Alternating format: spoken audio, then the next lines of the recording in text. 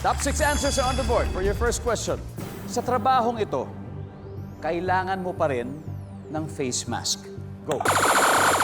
Kathy. Doctor. Doktor. Kailangan pa rin ng face mask. Nandiyan ba yung survey? Yes, top answer. Kathy, pass or play? Play. We're gonna play? Okay, let's do it. Women for the Earth. Karen, sa trabahong ito, kailangan mo pa rin daw ng face mask. Ano kaya ito? Teacher. Teacher. Oh, kasi siyempre, maraming estudyante. At saka hindi ka pwede magkasakit kung mawawala ng teacher. Correct. Teacher. Oh, wala. Anthony, ano kaya? Sa trabahong ito, kailangan mo pa rin gumamit ng face mask. Nurse. Nurse. Kung may doktor, posibleng may Kasi nurse. may doctor, may nurse. Diba? Nurse. Oh, yeah. Sophia? So, sa trabahong ito, kailangan mo pa rin gumamit ng face mask. Ano kaya ba? Maintenance. Or garbage collector. Maintenance. The maintenance team, maintenance crew. Yes. Nandiyan ba yung survey says? Wala po. Community pantry, pwede na kayong mag-usap-usap. Kathy, ano kaya ito? Cleaners.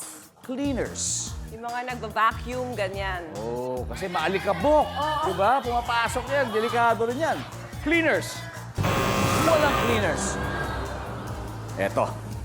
Mukhang alam na ni Miss Kay.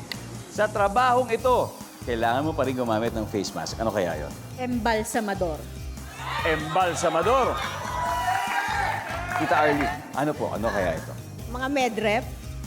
Medical representatives. Dentist. Dentist? Parang, baka nandun na yun, Patrick? Okay. Again, sa trabahong ito, kailangan mo pa rin gumamit ng face mask, Patrick. Ano kaya ito? Nagwe-welding. Nagwa-welding. Meron naman yan eh, pero actually yung buong mukha yung kailangan mong takpan doon, di ba? Survey says, wala. Tingnan po natin ano po ang number 6. Driver. Number 5, chef. Sa kusina. Di ba? Kailangan niya. Number 4, sa fast food.